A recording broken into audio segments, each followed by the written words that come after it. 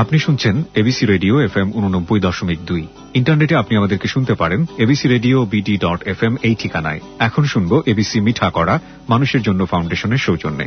উপস্থাপনায় আছেন এবিসি রেডিওর বার্তা ও অনুষ্ঠান প্রধান সানাউল্লাহ। আলোচনায় অংশ নিতে আপনি মুঠোফোন থেকে খুদে বার্তা পাঠাতে পারেন 8920 নম্বরে। শুরুতে এবিসি, এরপর আপনার কথা এবং শেষে অবশ্যই আপনার নামটি লিখবেন। চলে যাচ্ছি এবিসি মিঠা করায়। এবিসি মিঠা করা, জনস্বার্থে মানুষের জন্য ফাউন্ডেশন, মানবাধিকার এবং সুশাসন প্রতিষ্ঠায় সচেষ্ট। প্রিয় শ্রোতা, FM 89.2 এর সাম্প্রতিক বিষয় নির্ভর নিয়মিত আয়োজন এবিসি মিঠা করার 200তম পর্বে স্বাগতম। গত বছর 31শে মার্চ এবিসি মিঠা করা প্রথম প্রচারিত হয়েছিল। শুনতে শুনতে এই আয়োজনটি প্রায় 8 মাস প্রচারকাল অতিক্রম করেছে। সমসাময়িক ঘটনা, বিষয় বৈচিত্র্য, বিপন্ন অসহায় প্রান্তিক মানুষের নানা সমস্যার পাশাপাশি দেশ, সমাজ, রাজনীতি ও অর্থনীতির গুরুত্বপূর্ণ নানা বিষয় নিয়ে এ সময়কালে আমরা আপনাদের কাছে এই সময়ে হাজির হয়েছি। ধন্যবাদ শ্রোতা আপনাদের আমাদের আয়োজনটি শোনা এবং এই সম্পর্কে নিয়মিত আপনাদের মতামত জানানোর জন্য। এবিসি মিঠা করা আপনারা শুনছেন মানুষের জন্য ফাউন্ডেশনের সৌজন্যে। আজ 10ই জানুয়ারি মঙ্গলবার, আজ 11ই জানুয়ারি বুধবার, দুঃখিত। এবিসি মিঠা করায় আমরা রাষ্ট্রপতির সঙ্গে সংলাপে বিএনপি এ বিষয়ে আলোচনা করব। আমাদের আজকের আলোচনায় স্টুডিওতে অতিথি হয়ে এসেছেন প্রধান বিরোধী দল বাংলাদেশ জাতীয়তাবাদী দল বিএনপির ভারপ্রাপ্ত মহাসচিব মির্জা ফখরুল ইসলাম আলমগীর। 1996 এবং 2001 সালে তিনি জাতীয় সংসদে নির্বাচিত হন। প্রথমে কৃষি এবং পরে বেসরকারি বিমান ও পর্যটন প্রতিমন্ত্রী হিসেবে দায়িত্ব পালন করেন। ছাত্ররা জীবনেই রাজনীতিতে সক্রিয় হন তিনি। ঢাকা বিশ্ববিদ্যালয়ে পড়ার সময় পূর্ব পাকিস্তান ছাত্র ইউনিয়নের সলিমুল্লাহ মুসলিম হল শাখার সাধারণ সম্পাদক ছিলেন। 71 মুক্তিযুদ্ধে অংশ নেন। স্বাধীনতার পর তিনি ঢাকা কলেজে শিক্ষকতা শুরু করেন। পরে সরকারি চাকরি ছেড়ে দিয়ে রাজনীতিতে সক্রিয় হন এবং ঠাকুরগাঁও পৌরসভার চেয়ারম্যান নির্বাচিত হন। মির্জা ফখরুল ইসলাম আলমগীর, আপনাকে এবিসি রেডিওতে স্বাগতম। আপনাকে ধন্যবাদ আমাকে আমন্ত্রণ জানানোর জন্য। শ্রোতা, সপ্তাহে রোববার থেকে বৃহস্পতিবার 5 দিন এবিসি খবর সন্ধ্যার আয়োজনের পর 6:35 আমাদের স্টুডিও থেকে এবিসি মিঠা করা সরাসরি প্রচারিত হয়। আপনারা জানেন, গত 22শে ডিসেম্বর নির্বাচন কমিশন পুনর্গঠনের জন্য রাষ্ট্রপতি মোহাম্মদ জিল্লুর রহমান রাজনৈতিক দলগুলোর সঙ্গে সংলাপ শুরু করেন। আজ সংলাপে অংশ নিয়েছে বিএনপি, আগামীকাল যাবে আওয়ামী লীগ। আর এর মাধ্যমে এই সংলাপের প্রথম পর্বটি কাল শেষ হচ্ছে। মধ্য ফেব্রুয়ারির মধ্যে বর্তমান নির্বাচন কমিশনের মেয়াদ শেষ হয়ে যাচ্ছে, তাই এই সংলাপের উদ্যোগ। শ্রোতা, গত 3 সপ্তাহে সংলাপে অংশ নিয়েছে Jatiya party, workers party, Gonoforum, communist party এবং বিকল্প ধারা, লিবারেল ডেমোক্রেটিক পার্টি সহ বিভিন্ন দল। তো আমরা আজকের আলোচনার শুরুতেই আমরা হুসেন মোহাম্মদ এরশাদ, ডক্টর কামাল হোসেন, রাশেদ খান মেনন, মুজাহিদুল ইসলাম সেলিম, ডক্টর একিউম বদরুদ্দোজা চৌধুরী এবং অলি আহমদের সংবাদ মাধ্যমে দেওয়া, সংলাপ সম্পর্কে সংবাদ মাধ্যমে দেওয়া তাদের বক্তব্যের চুম্বক অংশ শুনব। তারপরে আমরা ফিরে আসবো আমাদের আজকের অতিথি বিএনপির ভারপ্রাপ্ত মহাসচিব মির্জা ফখরুল ইসলাম আলমগীরের কাছে। এবিসি মিঠা করা, জনস্বার্থে মানুষের জন্য ফাউন্ডেশন, মানবাধিকার এবং সুশাসন প্রতিষ্ঠায় সচেষ্ট। আমাদের তরফ থেকে আমরা বলেছি একটা সার্চ কমিটি করে এটা সিদ্ধান্ত আসতে পারে। ওনাদের পক্ষ থেকে ছিল যে সব রাজনৈতিক দলের সাথে কথা বলার পর বেশি সময় থাকবে না, সার্চ কমিটি যারা করবেন তারাও হয়তো বিতর্ক হতে পারে। সমস্যা অনেক আছে, তবে আলোচনা খুব ফলপ্রসূ হয়েছে। আমরা এমন একটা সার্চ কমিটি থেকে এমন কতগুলো নাম দিতে চাই যারা বিতর্কে উঠছে। ইলেকশন কমিশন একটা খসড়া আইন পাঠিয়েছিল, আমরা বললাম সেটাও একটা বিবেচনার যোগ্য আইন এবং আইনের বিধান আছে 118 অনুচ্ছেদে। আমরা বলছিলাম ইলেকশন কমিশন যে আইন দিয়েছে এটাকে বিবেচনা করে এটা করা যেতে পারে। যতক্ষণ পর্যন্ত সংসদীয় আচরণ সুষ্ঠু হবে না, সুন্দর হবে না, যতক্ষণ একদল অন্য দলকে গালিগালাজ করবে, ব্যক্তিগত আক্রমণ করবে, ততক্ষণ পর্যন্ত তত্ত্বাবধায়ক সরকার লাগবে। তত্ত্বাবধায়ক সরকার অধীনে একটা নির্বাচন কমিশন হলে সেইটা হবে সবচেয়ে চমৎকার একটা পদ্ধতি। কি বিতর্ক হচ্ছে, রাষ্ট্রপতির ক্ষমতা নেই এই সংলাপ ডাকার, কি একটি সাংবিধানিক বিকৃত ব্যাখ্যা বলে আমরা মনে করছি। বিশেষ করে বিএনপির তরফ থেকে যে কথাটি বলা হচ্ছে 118 ধারায় উক্ত বিষয়ে পরিণত করে আইনের বিধানবলী সাপেক্ষে রাষ্ট্রপতি প্রধান নির্বাচন কমিশনার এবং সুতরাং রাষ্ট্রপতি এটা এখতিয়ার পরিপূর্ণভাবে আছে বলে আমরা মনে করি। সকল রাজনৈতিক দলের এবং জনগণের নিকট গ্রহণযোগ্য শক্তিশালী কমিটি গঠন করে ও সাংবিধানিকভাবে ব্যবস্থা গ্রহণের প্রয়োজনীয়তা রয়েছে। আমাদের এখানে বলার উদ্দেশ্য হচ্ছে এটিগুলির জন্য আইন করতে হবে, আইনের মাধ্যমে এদের নিয়োগ নিশ্চিত করতে হবে। কারণ প্রতি 5 বছর পর পর রাষ্ট্রপতির সাথে বসবো, সারা বছর ঝগড়ায় লিপ্ত হব, দেশ আগানোর জন্য কোনো ব্যবস্থা থাকবে না। টাকার খেলা, পেশি শক্তির দাপট, প্রশাসনিক কারসাজি, এইগুলো থেকে থেকে নির্বাচন ব্যবস্থাকে মুক্ত করতে হবে। যে বাংলাদেশে নির্বাচন ব্যবস্থার বিশ্বাসযোগ্যতাটা বিনষ্ট হওয়ার কারণেই তত্ত্বাবধায়ক সরকারের বিষয়টা সামনে এসেছিল এবং সেই প্রয়োজনীয়তা এখনো শেষ হয়নি। সুতরাং কোর্টের রায় অনুযায়ী আগামী 2টা টার্ম তত্ত্বাবধায়ক সরকারের অধীনে হলে পরেই ভালো হয়। এবিসি মিঠা কড়া। জনস্বার্থে মানুষের জন্য ফাউন্ডেশন মানবাধিকার এবং সুশাসন প্রতিষ্ঠায় সচেষ্ট। শ্রোতা, আমরা এতক্ষণ সংলাপে অংশ নেওয়া একাধিক রাজনৈতিক নেতার বক্তব্যের চুম্বকাংশ শুনলাম। এবার ফিরছি স্টুডিওতে আমাদের অতিথি বাংলাদেশ জাতীয়তাবাদী দল বিএনপির ভারপ্রাপ্ত মহাসচিব মির্জা ফখরুল ইসলাম আলমগীরের কাছে। তো আপনারা তো আজকে সংলাপে গিয়েছেন, আপনারা আগেই জানিয়েছিলেন, বেশ আগেই রাষ্ট্রপতি আমন্ত্রণ জানানোর পরে যে আপনারা সংলাপে যাবেন, এবং এটা সব মহল থেকেই একটা সাধুবাদ জানানো হয়েছিল। কারণ সবাই মনে করে যে সংলাপ হচ্ছে মানে আসলেই সমস্যা সমাধানের মূল পথ, আলাপ আলোচনা সংলাপ, রাজপথ না, সমস্যা সমাধানটা সংলাপের মাধ্যমে হবে। তো আজকে আপনার সংলাপে মূলত যেটা আমরা দেখেছি যে আপনি নিজেও সংবাদ সম্মেলন করেছেন এবং বলেছেন যে তত্ত্বাবধায়ক সরকার ব্যবস্থা পুনর্বহালের সিদ্ধান্ত নেওয়ার আগে নির্বাচন কমিশন গঠনের প্রক্রিয়া শুরু করা হলে সেটা গ্রহণযোগ্য হবে না। তো আপনি কি বিষয়টা একটু ব্যাখ্যা করবেন? কারণ আমরা জানি যে মধ্য ফেব্রুয়ারির মধ্যে নির্বাচন কমিশন পুনর্গঠনটা খুব জরুরি। আসলে আমরা যেটা মনে করি যে জাতির সামনে এখন প্রধান রাজনৈতিক ইস্যুটা কি? প্রধান রাজনৈতিক ইস্যুটা এখন হচ্ছে নির্বাচন কমিশন নয়, এটা হচ্ছে একটি নিরপেক্ষ নির্দলীয় তত্ত্বাবধায়ক সরকারের অধীনে নির্বাচন অনুষ্ঠান করাটাই এখন জাতির সামনে সবচেয়ে বড় ইস্যু। কারণ আমরা আমাদের অভিজ্ঞতা থেকে দেখেছি যে দলীয় সরকারের অধীনে নির্বাচন কমিশন স্বাধীনভাবে কাজ করতে পারে না এবং কখনোই কোনো সিদ্ধান্তকে যেটা তারা করতে চায় সেটাও তারা ইমপ্লিমেন্ট করতে পারে না। এবং এটা রিসেন্টলিও আমরা আপনার বেশ কয়েকটি ইলেকশনে দেখলাম, আমরা ভোলার নির্বাচনে দেখেছি, নারায়ণগঞ্জ নির্বাচন দেখেছি। বিশেষ করে নারায়ণগঞ্জে তো আপনার নির্বাচন কমিশন সরকারের কাছে সেনাবাহিনী চেয়েও সেনাবাহিনী পায়নি এবং তারা যে চিঠি দিয়েছিল সেই চিঠিরও কোনো উত্তর তারা পায়নি। তো সেখান থেকে বোঝা যায়, এবং আপনার নিশ্চয় মনে আছে যে প্রধান নির্বাচন কমিশনার তিনি উক্তি করেছিলেন যে দলীয় সরকারের অধীনে নির্বাচন খুব কঠিন। সেই কারণেই আমরা বলছি যে সত্যিকার অর্থেই যদি আমরা গণতন্ত্রকে একটা শক্ত ভিতের উপর দাঁড় করাতে চাই, যেহেতু বাংলাদেশে এখনো সেই রাজনৈতিক কালচারটা তৈরি হতে পারে, আস্থার বিষয়টা ওটা খুবই ইম্পর্টেন্ট আর কি। সেই কারণে নির্বাচন, যেটা আপনার অনেকেই বলেছেন যে আগামী কয়েকটি নির্বাচন তত্ত্বাবধায়ক সরকারের অধীনে হলে এটা কিছুটা আপনার ভালোর দিকে যেতে পারবে। সেই কারণে আজকে নির্বাচন কমিশন গঠনটা বড় ব্যাপার নয়, বড় ব্যাপার হচ্ছে যে আগামী নির্বাচনটা যেন সকলের কাছে গ্রহণযোগ্য হয় এবং সকলে অংশগ্রহণ করে, সেই বিষয়টাই হচ্ছে প্রধান রাজনৈতিক ইস্যু। আমরা সেটাকে অ্যাড্রেস করতে বলেছি। এখানে ধরেন একটা যদি বলি যে যেহেতু মধ্য ফেব্রুয়ারির মধ্যে নির্বাচন কমিশনের মেয়াদ শেষ হয়ে যাচ্ছে, এখন সরকার যদি একতরফা ভাবে বা এই যে তারা যে আলাপ আলোচনা করলো তার ভিত্তিতে একটা নির্বাচন কমিশনের নিয়োগ দেয়, আমরা অতীতে যেটা দেখেছি রাজনৈতিক সরকারের অধীনে যে নির্বাচন কমিশনটা নিয়োগ পায়, এটা আপনাদের সময় হয়েছে, অতীতে আওয়ামী লীগের সময় হয়েছে, সেটা আপনারা যখন যারা বিরোধী দলে থাকেন তারা সেটা গ্রহণ করেন না। তো এটা তো আরেকটা নতুন সংকট তৈরি করবে।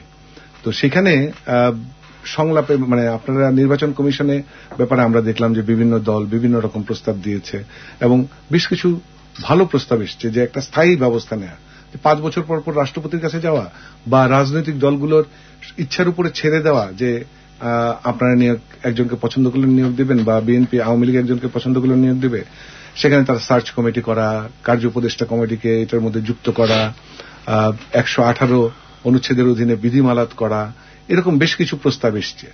তো নির্বাচন কমিশনটা যদি পুনর্গঠন না হয় ধরেন, সেটা কি সুষ্ঠু নির্বাচনের জন্য?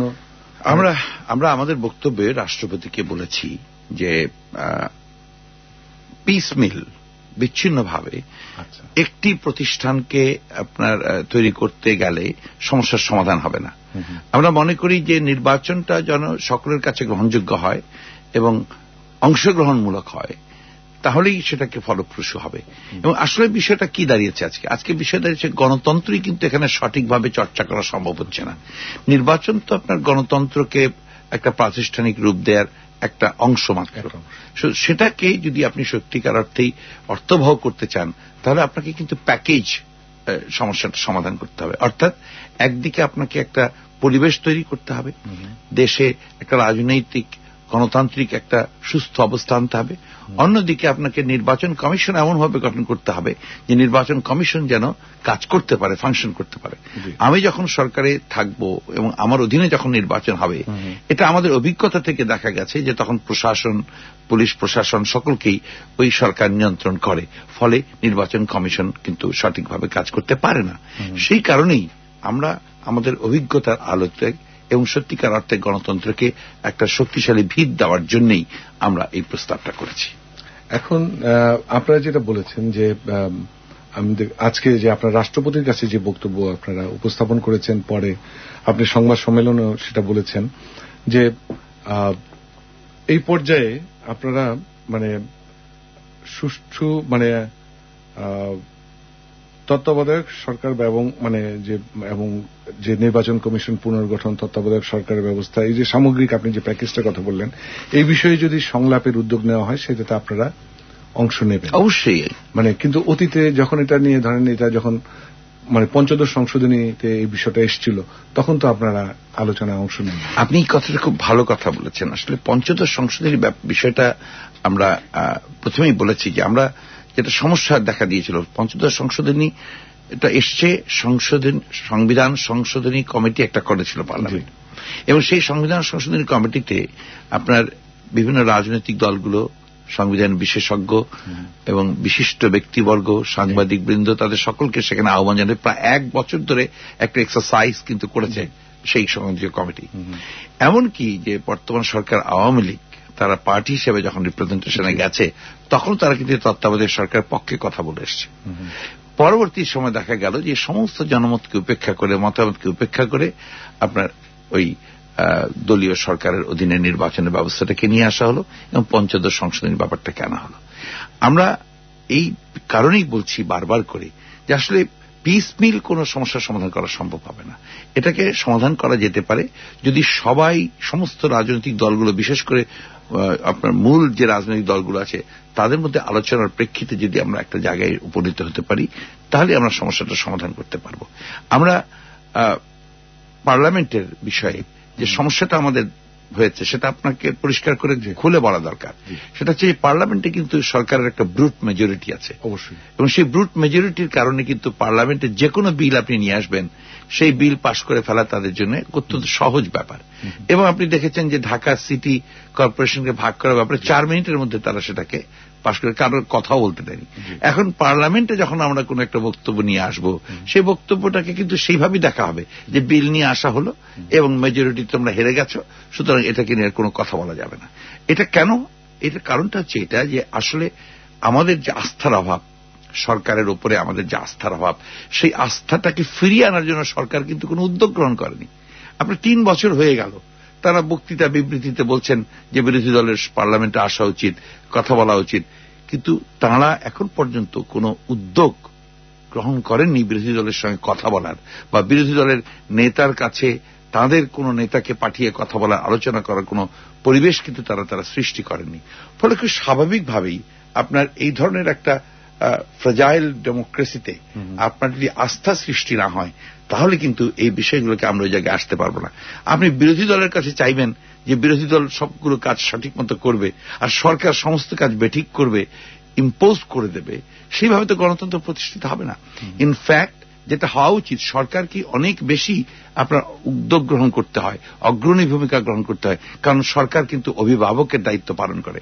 আমরা অতীতে দেখেছি যে সরকারি উদ্যোগটা গ্রহণ করে যে কোনো বিষয়ে সংকট থেকে উতরে আসার জন্য, কিন্তু দুর্ভাগ্যজনকভাবে আমরা এবার যেটা লক্ষ্য করছি যে সরকার ক্রাইসিসগুলো সৃষ্টি করছে, সংকটগুলো তৈরি করছে, কিন্তু তারা সংকট নিরসনের জন্য কোনো উদ্যোগ গ্রহণ করছে না। কিন্তু আমরা যেটা দেখলাম যে এই সরকারের যখন 3 বছর মেয়াদ পূর্ণ হলো গত 6 তারিখে, তার আগে 5 তারিখে জাতির উদ্দেশ্যে প্রধানমন্ত্রী একটা বক্তব্য দিয়েছেন, তারা কি কি করেছেন, কতটুকু সাফল্য ইত্যাদি বিস্তারিত তিনি বর্ণনা দিয়েছেন, এবং তিনি অভিযোগ করেছেন যে তিনি বিরোধী দলের কাছ থেকে কোনো সহযোগিতা পাননি এই 3 বছরে। উনি প্রধানমন্ত্রী, রেডিও টেলিভিশনে ভাষণ দিয়ে উনি কথা বলতেই পারেন, কিন্তু উনি কি একটি নজির দেখাতে পারবেন যে যেখানে তার আপনাদেরকে আলোচনায় ডেকেছে? আমি বলি আপনাকে যে কোন এভিসারি তিনি পাঠিয়েছেন কারো কাছে, বা কেউ এসছে যে কথা বলা দরকার প্রয়োজন বা সেইভাবে এসছে? আসেনি। বরঞ্চ তিনি যেভাবে আমন্ত্রণ জানাচ্ছেন, আমাদের বিরোধী দলের নেত্রী প্রথম অধিবেশনে তিনি একদম পরিষ্কার করে বলেছিলেন যে আমরা সহযোগিতা করতে চাই, সরকারের যে অঙ্গীকারগুলো রয়েছে সেই অঙ্গীকারগুলো পূরণ করার ব্যাপারে আমরা সহযোগিতা করতে চাই। কিন্তু সেটা সরকার তো গ্রহণ করেনি, উল্টো পরিবেশটাকে এমনভাবে তৈরি করে ফেলেছেন যে পরিবেশে বিরোধী দল মনে করেছে যে তারা আপনার নাজুক অবস্থার মধ্যে রয়েছে, তারা একটা প্রতিকূল অবস্থার মধ্যে রয়েছে, বৈরী অবস্থার মধ্যে রয়েছে, এবং তাদের পক্ষে পার্লামেন্টে সেই ভূমিকা পালন করা সম্ভব নয়। কারণ এটা তো সবাই জানে যে পার্লামেন্টে এখন বিরোধী দল একটা small minority, and they are a very big brute majority. তো সেই ক্ষেত্রে যদি তাকে কথা বলার সুযোগ সৃষ্টি করে না দেওয়া হয় এবং তাকে একটা ধারণা না দেওয়া হয় যে তুমি এখানে খুব কমফোর্টেবল থাকবে, তাহলে কিন্তু এটা স্বাভাবিকভাবেই, বিশেষ করে আমি যে কথাটা আগে বলছি, ফ্রাজাইল ডেমোক্রেসিতে আপনার যে কালচার আমাদের তৈরি হয়েছে, সেই কালচারে কিন্তু আপনার বিরোধী দলের পক্ষে তার ভূমিকা রাখাটা কঠিন হয়ে পড়ে। তারপরেও বিরোধী দলের নেত্রী সেই কথা বলেছেন। পরবর্তীকালে আপনি নিশ্চয়ই লক্ষ্য করেছেন যে যখন প্রধানমন্ত্রী ভারত সফরে যাচ্ছেন, তার আগে প্রেস কনফারেন্স করে আপনারা বলেছেন যে আমরা সহযোগিতা করতে চাই, দরকার হলে একসাথে একটা আপনার এক্সপার্ট কমিটি আমরা পাঠাতে চাই, অথবা এই বিষয়ে আলোচনা করতে চাই। সেটাও কিন্তু তারা করেননি। এবং আমি যে কথাটা আপনার জোর দিয়ে বলতে চাই সেটা হচ্ছে যে উদ্যোগটা গ্রহণ করতে হবে সরকারকে, এবং এই উদ্যোগটা আমরা যেটা অনেক সময় দেখেছি, আমরা অতীতেও দেখেছি যে বিহাইন্ড দ্য সিন, পেছনে একটা আপনার কথাবার্তা হয়, একটা কমিউনিকেশন থাকে, একটা যোগাযোগ রাখতে হয়। আপনি শুনলে অবাক হবেন যে সরকার সঙ্গে বিরোধী দলের কোন সম্পর্ক রাখার কোন চেষ্টাই কোথাও করা হচ্ছে না। উপরন্তু বিরোধী দলের উপরে যে নির্যাতন, নিপীড়ন, হয়রানি করা হচ্ছে, সেটা তো আপনার আরো বেশি সমস্যাটাকে তৈরি করছে। যেমন একটি ছোট্ট উদাহরণ আপনাকে আমি দিই। আমি আমার পাসপোর্ট রিনিউয়ালের জন্য আজ থেকে প্রায় 15 দিন আগে যে টাকা দরকার সেই টাকা জমা দিয়ে মেশিন রিডেবল পাসপোর্টের জন্য জমা দিয়েছি। আজকে 15 দিন হয়ে গেল, যেটা আমার 3 দিনে পাওয়ার কথা, আমি এখন পর্যন্ত সেটা পাইনি। এবং দুঃখজনক হচ্ছে যে আমাকে এখন বলা হচ্ছে যে আপনি হাইকোর্টে গিয়ে রিট করে পাসপোর্টটা নিন। ওয়াই? কেন হবে এটা? আমি এদেশের একজন নাগরিক নই? আমার বিরুদ্ধে যদি কোনো অভিযোগ থাকে সেটারও নিয়ম আছে, প্রমাণ আছে, সবকিছু নিয়ে করতে হবে। তো এই যে আপনার বৈরী পরিবেশ সৃষ্টি করা, এই জিনিসগুলো কিন্তু বাধা হয়ে দাঁড়াচ্ছে, অন্তরায় হয়ে দাঁড়াচ্ছে আপনার একটা স্বাভাবিক গণতন্ত্রকে চলার পথে। কিন্তু ধরেন সংসদটা তো যেটা আমরা জাতীয় সংসদ বলি, সেখানে আপনারা জনগণের ভোটে নির্বাচিত হয়ে আসছেন। ব্রুট মেজরিটি আজকে আওয়ামী লীগের আছে, এর আগের বার আপনাদেরও ছিল, তখনও আওয়ামী লীগ সংসদে যায়নি, সংসদ বর্জন করেছে। এখন ধরেন তখনও আপনারা আইন কানুন করার ক্ষেত্রে বিরোধী দলের কোনো কথা শুনেননি, নিজেদের মতো করে করেছেন। কিন্তু জিনিসটা যেটা হয়েছে যে সাধারণ মানুষ কিন্তু তার মতো করে প্রত্যেকটা জিনিসকে তারা ব্যাখ্যা বিশ্লেষণ করে বুঝে নিয়েছে এবং তাদের মতামত জানিয়েছে। ধরেন সরকার অনেক কাজ করছে, কিন্তু মানুষের মত কি সবগুলোই তার পক্ষে যাচ্ছে? তা তো না। কিন্তু মানুষ কিন্তু দেখা যায় যে অধিকাংশ ক্ষেত্রেই মানুষের আকাঙ্ক্ষা আপনাদের ক্ষেত্রে যেরকম। আমি এখানে একটু ইন্টারফেয়ার করতে চাই। আপনারা এই কথাগুলো প্রায় বলেন যে আপনারাও এই কাজ করেছিলেন। আমরা ওই কাজ করেছিলাম বলেই তো জনগণ আওয়ামী লীগকে ভোট দিয়েছে, তাই না? আমাদেরকে ভোট দেয়নি, ধরে নিচ্ছি আমি। তো তাহলে সেটাকে কিন্তু জাস্টিফাই করা যায় না, ইউ ক্যানট জাস্টিফাই দ্যাট। আমি এখানে খুব স্পষ্ট করে বলতে চাই, তাহলে আমি সেটাই বলছি, আমাকে কাজ করার মতো সুযোগ করে দিতে হবে। আপনি নির্বাচনের ম্যানিফেস্টোতে পরিষ্কার করে বলেছেন আমরা একটা গণতান্ত্রিক পরিবেশ সৃষ্টি করব। আপনি বলেছেন আমরা অতীতের যে সমস্ত রাজনৈতিক বৈরিতা সৃষ্টি হচ্ছে সেই বৈরিতার অবসান করব। আপনি বলেছেন ক্রস ফায়ারিং হবে না, মানবাধিকার লঙ্ঘন করা হবে না, zero tolerance to cross fire দেখানো হবে, অবশ্যই, তাই না? এই কথাগুলো বলেছেন, আপনি সেগুলো ইমপ্লিমেন্ট করুন। ঠিক আছে, অবশ্যই আমরা সেটা সহযোগিতা করব। আপনি দ্রব্যমূল্য নামিয়ে আনার চেষ্টা করুন, আমরা সেখানে সহযোগিতা করব।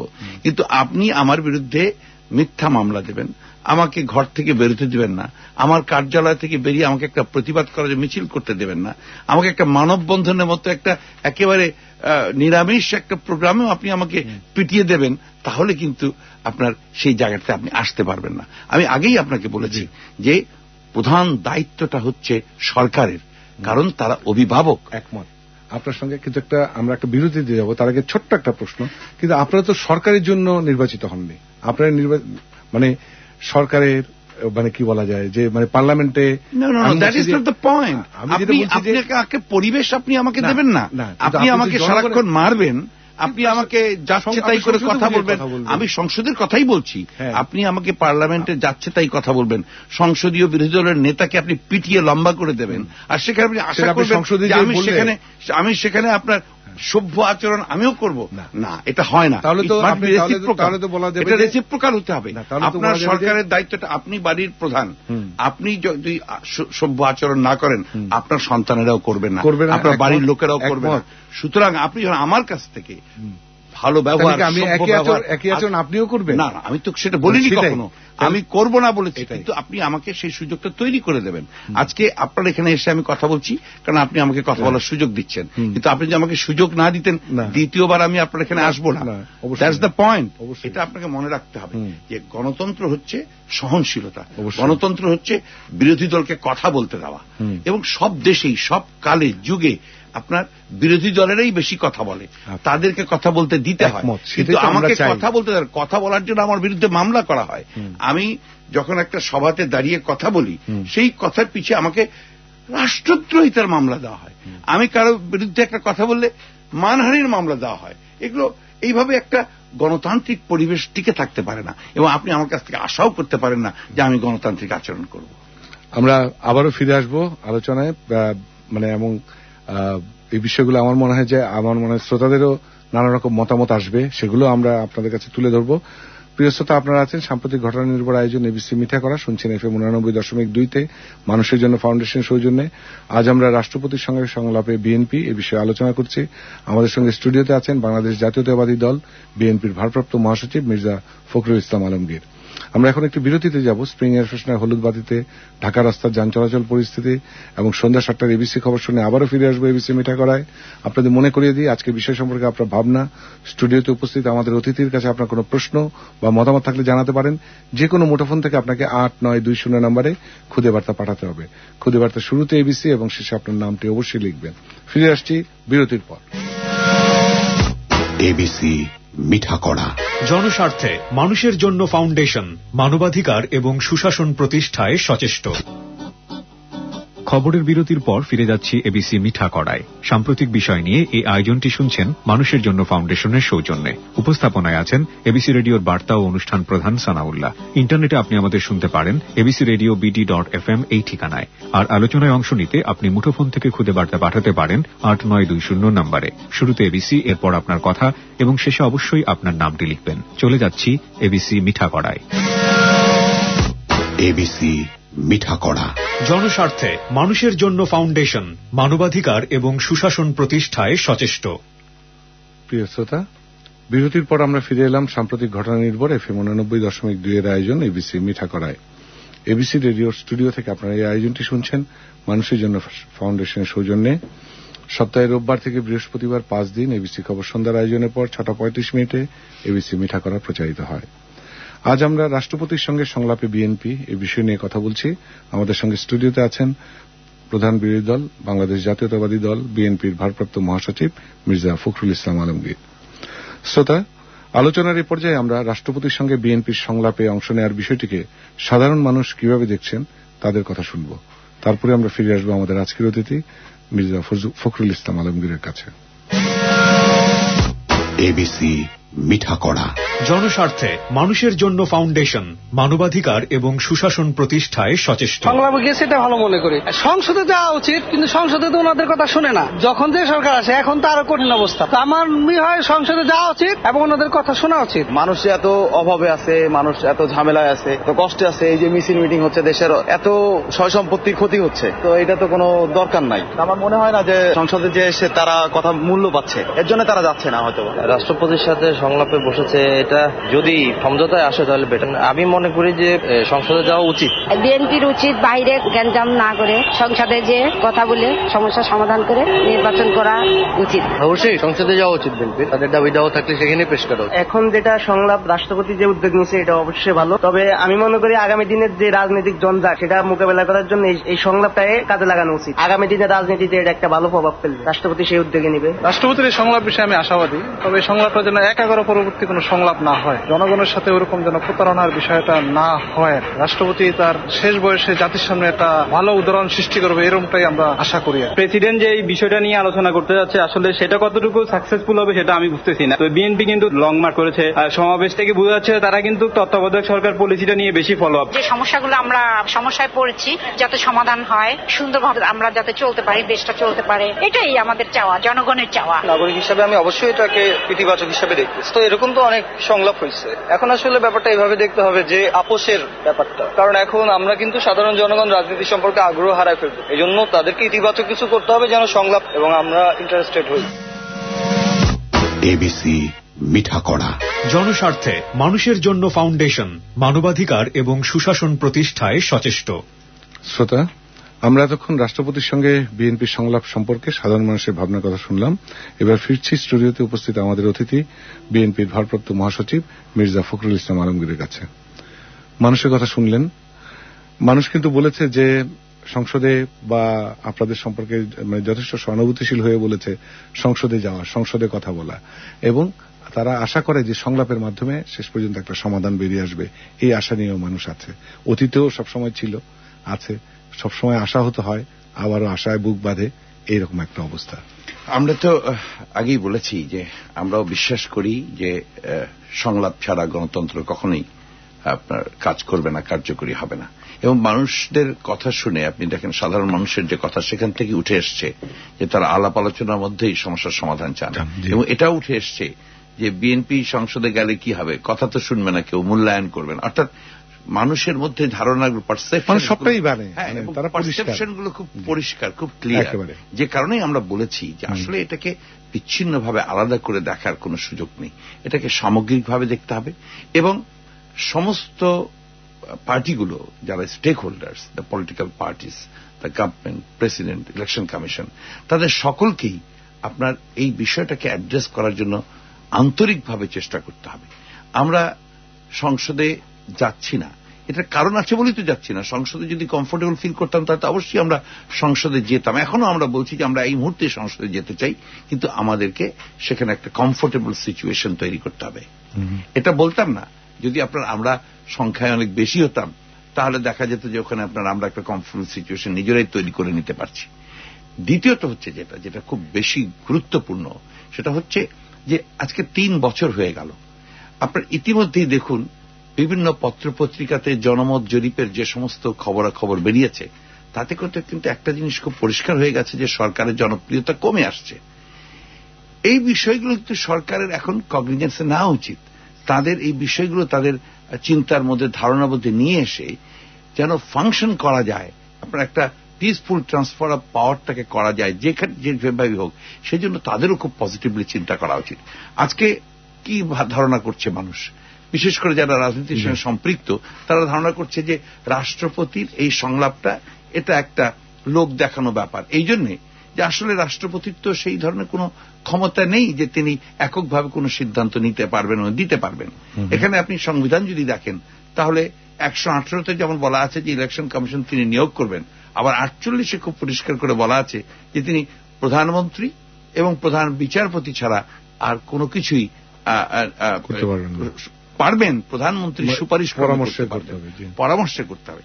তাহলে আমাদের কাছে যেটা মনে হয়েছে যে এই জিনিসটা কি একটা সাজানো ব্যাপার, যে জাস্ট মানুষকে একটু বিভ্রান্ত করার জন্য, তাদেরকে বোঝানো যে আমরা সকল দলের সঙ্গে আলাপ করছি, এই অবস্থা নিয়ে আমরা এটা করছি, এটা এখানে আমাদের কাছে মনে হয়েছে যে এখানে একটা চাতুরির ব্যাপার রয়েছে সরকারের পক্ষ থেকে। সেই কারণেই এই প্রবলেমগুলো অ্যারাইজ করছে। সোজা পথে যাওয়া উচিত যে এখন আমার সামনে এই সমস্যা রয়েছে। এটা একটা সত্য কথা যে এখন জাতির সামনে সবচেয়ে বড় ইস্যু হচ্ছে আমাদের তত্ত্বাবধায়ক ইস্যু, এটাকে অ্যাড্রেস না করে অন্য বিষয়গুলো কিন্তু আপনাকে সেইভাবে সমাধান করা সম্ভব হবে না। এটা আমার কথা শুধু নয়, বিএনপি শুধু কথা নয়, আপনার ডক্টর কামাল হোসেন পরিষ্কার করে বলেছেন যেটা এখন গণদাবিতে পরিণত হয়েছে। সুতরাং সরকারের ভালো হবে, সরকার বিচক্ষণতার পরিচয় দেবে যদি জনগণের এই ভাষাগুলোকে বুঝে তারা জনগণের পক্ষে কাজ করেন, তাহলে আমার মনে হয় যে সমস্যার সমাধান অনেক দূর এগিয়ে যাবে। আপনারা বলছেন যে সরকার নানাভাবে আপনাদের বাধাগ্রস্ত করছে, আপনাদের পরিবেশ দিচ্ছে না, আপনারা কমফোর্ট পাচ্ছেন না, কিন্তু একটা জিনিস কি এটা ঠিক যে সরকার এই পরিস্থিতিতে যদি বলি যে সরকার এটা তৈরি করেছে আপনাদেরকে ঠেকানোর জন্য, আপনারা সেই কৌশলে বারবার ফাঁদে বা সেই ফাঁদে বারবার পা দিচ্ছেন, যে আপনাদেরকে সংসদে যাওয়া থেকে আটকে রাখার জন্য, আপনাদেরকে মানে কি বলা যায় সংলাপে, যে মানে আসলে সংকটটা যদি বলি এই ধরনের যুক্তি গ্রহণযোগ্য নয় এই কারণে যে সরকার কেন এটা করবে, সরকারের দায়িত্ব, কারণ আমাদের দেশে আমরা দেখি যে সরকার বিরোধী সম্পর্কটা আস্থার নাই, না আস্থা না, এটা সরকারের যে দায়িত্বশীলতার পরিচয় দিতে হবে। সরকারকে যে একেবারে মানে কাণ্ডজ্ঞান বিবর্জিত হওয়া চলবে না, সরকারকে জনগণের সমস্যাগুলোকে সামনে এনে কাজ করতে হবে। এটা একটা বড় সমস্যা যে বিরোধী দল পার্লামেন্টে যাচ্ছে না, এটা একটা বড় সমস্যা যে বিরোধী দল আপনার কমফোর্টেবল ফিল করছে না, এটা একটা বড় সমস্যা যে বিরোধী দল রাস্তায় নেমে আসতে চাচ্ছে। তো সেই ক্ষেত্রে সরকারের তো দায়িত্ব হওয়া উচিত, দায়িত্বশীল সরকারের ভাবে বিহেভ করা, যে বিরোধী দলকে এমন একটা পরিস্থিতি নিয়ে যাওয়া যাতে তারা এই সমস্ত করতে বাধ্য না হয়। আজকে আমরা কেন রাস্তায় নামি? যখন আপনি তেলের দাম বাড়াচ্ছেন, জ্বালানি তেলের দাম একবার দুইবার তিনবার চারবার বাড়িয়ে যাচ্ছেন, তখন যদি আমি সেখানে প্রতিবাদ না করি তাহলে নিঃসন্দেহে জনগণ ভাববে যে আমরা তো কোনো কাজ করছি না। আজকে যখন আপনার বিদ্যুতের দাম বাড়ানো হয় তখন প্রতিবাদ করতে হবে। আজকে যখন আপনার এই তত্ত্বাবধায়ক সরকারের বিধান তুলে নেওয়া হয় তখন আমার অবশ্যই আমাকে প্রতিবাদ জানাতে হবে। আজকে যখন আমার তিস্তার নদীর পানির হিস্সা আমি পাই না, অথচ সরকার সেই ব্যাপারে কোনো কার্যকরী পদক্ষেপ নিতে পারে না, তখন আমাকে প্রতিবাদ জানাতে হবে। টিপাইমুখ বাঁধ নির্মাণ হচ্ছে, সরকার সেইভাবে বাধা দিতে পারছেন না, তখন অবশ্যই আমাকে সেখানে প্রতিবাদ জানাতে হবে। এবং একই সঙ্গে আমার আজকে করিডোর দিয়েছেন, তিতাস নদীর বুকে 27টা বাঁধ দিয়ে দিয়েছেন, আমি প্রতিবাদ জানাবো না, এটা তো হতে পারে না। সুতরাং সরকারকেও কিন্তু এই বিষয়গুলো নিয়ে আলোচনার জন্য, সমাধান করার জন্য উদ্যোগী ভূমিকা নিয়ে বিরোধী দলের সঙ্গে কথা বলার সময় সৃষ্টি করতে হবে, সুযোগ সৃষ্টি করতে হবে। আজকে তো আমরা খুব খুশি হতাম যদি প্রধানমন্ত্রী আমাদেরকে ডাকতেন এই বিষয়গুলো, সেই পরিবেশ তো আমাদের দেশে, সেই আস্থার সম্পর্ক তো আমরা তৈরি করতে পারিনি। সম্পর্ক তো অবশ্যই আমাদের, মানে আমরা অতীতেও দেখিনি ধরেন কোন প্রধানমন্ত্রী সংলাপে বসেছেন, দেখেছেন মহাসচিব পর্যায়ে সংলাপ হয়েছে অতীতে। আমি আপনাকে আগেই বলেছি অতীতে হয়নি বলে আপনি করবেন না, আপনাকে তো এই বিষয়গুলো আপনাকে এগিয়ে যেতে হবে। আমরা তো এখন বলেছি যে আমরা সহযোগিতা করতে চাই, আমরা পরিষ্কার বলেছি যে আমরা আপনার 3 বছরে তো আপনার কোন সহযোগিতার কোন নিদর্শন রাখেননি। অবশ্যই রেখেছি, আমরা পরিষ্কার করে বলেছি যে আমরা সহযোগিতা সংসদে যান না। আপনি যদি আমার কাছে সহযোগিতা না চান, আপনি যদি আমাকে না বলেন আপনার সংসদে যান নাই, আপনার পার্লামেন্ট সংসদে, আমরা সংসদে রেগুলার গেছি। আমি গত সেশন থেকে আমরা সংসদে যাচ্ছি না, কারণ সেই সেশন থেকে তারা গোলমালটা শুরু করেছে।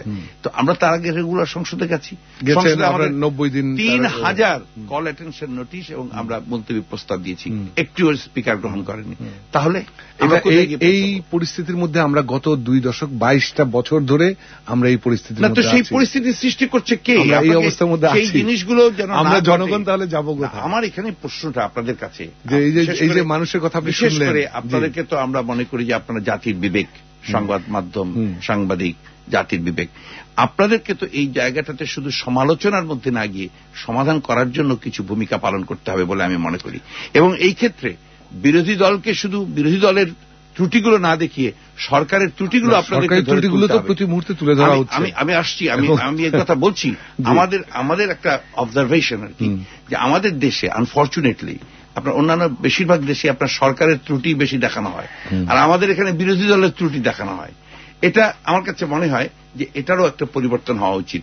আপনি যেমন বিরোধী দলের ভুল ত্রুটি দেখাবেন, তেমনি সরকারের সমস্ত ভুল ত্রুটি দেখাতে হবে।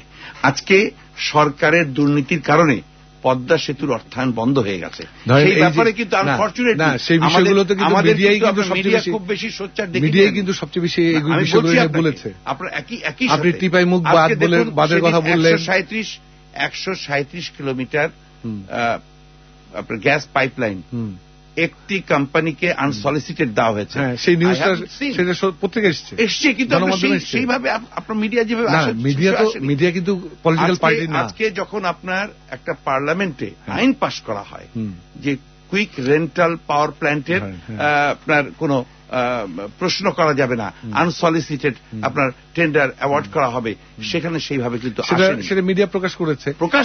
মিডিয়া কিন্তু প্রকাশই করবে না। আমি আপনার সঙ্গে মিডিয়া তো এই ব্যাপারে আমি একমত।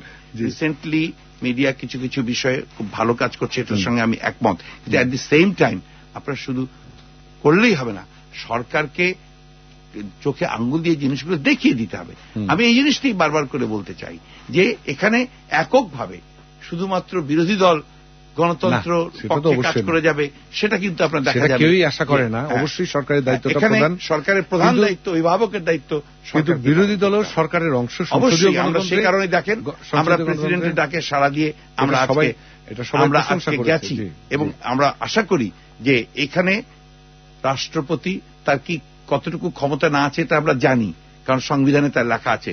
তারপরে আমরা গেছি এই কারণে যে আমরা আশা করি এটা একটা আপনার মাইল ফলক হবে এবং এটাকে কেন্দ্র করে অন্যান্য সমস্যাগুলো, বিশেষ করে তত্ত্বাবধায়ক সরকারের যে সমস্যা, সেই সমস্যার সমাধান করার জন্য সরকার উদ্যোগ গ্রহণ করবেন। ধন্যবাদ আপনাকে। আমার মনে হয় আমরা আলোচনার প্রায় শেষ পর্যায়ে চলে এসেছি, কিন্তু আমাদের প্রচুর খুদে বার্তা চলে এসছে। আমি এগুলো পড়ে শেষ করাটা একটা কঠিন কাজ হবে, তবু আমি চেষ্টা করে যাই খুব দ্রুত যদ্দূর পারি। তারপরে আপনি আপনার কনক্লুডিং কিছু রিমার্কস দিবেন। খুব গ্রিন রোড থেকে বাহার, তিনি বলেছেন আপনারা সংলাপে গেছেন, খুবই প্রশংসনীয়, কিন্তু সংসদের আগামী অধিবেশনে কি আপনারা যোগ দেবেন? তাইয়েব আরেকজন শ্রোতা, তিনি বলেছেন আমি মনে করি এই সংলাপের মধ্য দিয়ে কোনো সমাধান আসবে না, কারণ নির্বাচন কমিশনার নিয়োগের বিষয়ে প্রধানমন্ত্রী যে সিদ্ধান্ত নেবেন তাই হবে। নাম জানাননি আরেকজন শ্রোতা, রাজনৈতিক দলগুলোর উদ্দেশ্য যদি জনকল্যাণ হয় তাহলে আপনারা নিজেদের মধ্যে কাদা ছোড়াছুড়ি করেন কেন?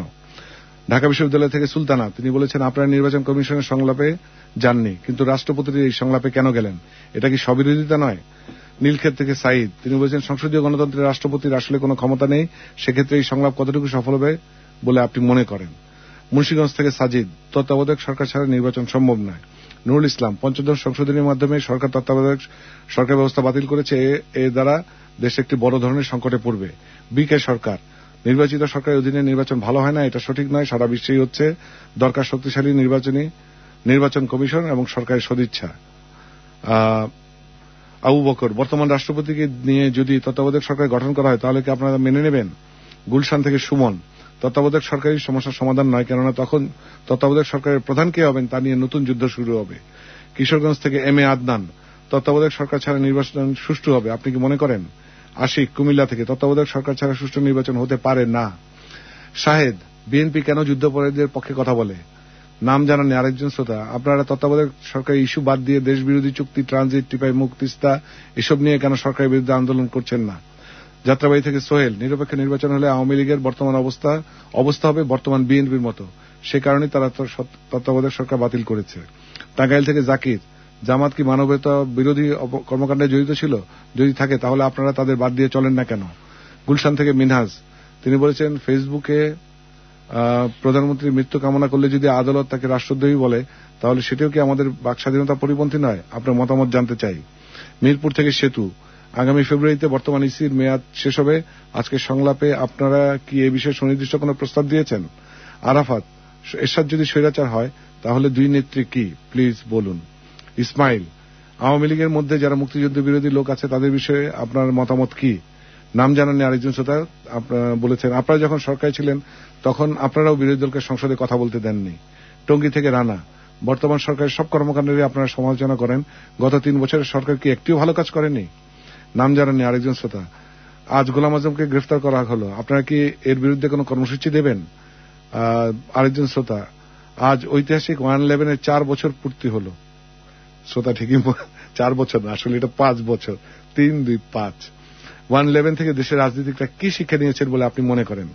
সোহেল সাভার থেকে, আপনাদের সময়ে যুদ্ধাপরাধীদের বিচারের উদ্যোগ নেওয়া হয়নি কেন? কালাম, তত্ত্বাবধায়ক সরকারের অধীনে নির্বাচন না হলে সহিংসতা হয়, সে কারণে আমি মনে করি তত্ত্বাবধায়ক সরকার গণতন্ত্রের সহায়ক। নাম জানাননি আরেকজন শ্রোতা, বিরোধী দল সংসদে কথা বলতে গিয়ে যদি অপমানিত হয় সেটা কি দেশের মানুষ দেখবে না? শামীম, শুভ, আরিফ, রনি, তারা বলেছেন বিএনপিকে ধন্যবাদ, তার দেশে নানা সমস্যা থাকার পরেও বছরের শুরুতে হরতালের মতো কর্মসূচি তারা দেয়নি। রফিক, মির্জা ফখরুল সাহেব একটি জাতীয় গণমাধ্যমে তার নিজের মতামত তুলে ধরছেন, তার বক্তব্যের বিরোধিতা করার কেউ নেই। আচ্ছা, বুঝলাম না। আর নাম জানানি আরেকজন শ্রোতা, তিনি বলছেন গোলাম আজমের বিষয়ে আপনার মতামত জানতে চাই। সাখাওয়াত আরেকজন শ্রোতা, আগামী নির্বাচনে বিএনপি বিজয়ী হলে যদি দেশের মানুষ শান্তি না পায় তাহলে আমরা চিরতরে দুই দলকে বর্জন করব। বিজয়, তিনি বলছেন যদি তত্ত্বাবধায়ক সরকারের অধীনে নির্বাচন না হয় তাহলে আপনারা কি করবেন? রোড মার্চ করার মতো এত টাকা কোথায় পাবেন? মঞ্জুর আরেকজন শ্রোতা, বিএনপি হচ্ছে আওয়ামী লীগের একমাত্র বিকল্প, তাই আপনারা যদি জামাতকে ছাড়া চলেন তাহলে দেশের মানুষ আস্থা পাবে। এবং আরো অনেকে খুদে বার্তা পাঠিয়েছেন, সব পড়া সম্ভব না, আমাদের হাতে সময় নাই, আপনার কাছে 1.5 মিনিট সময়।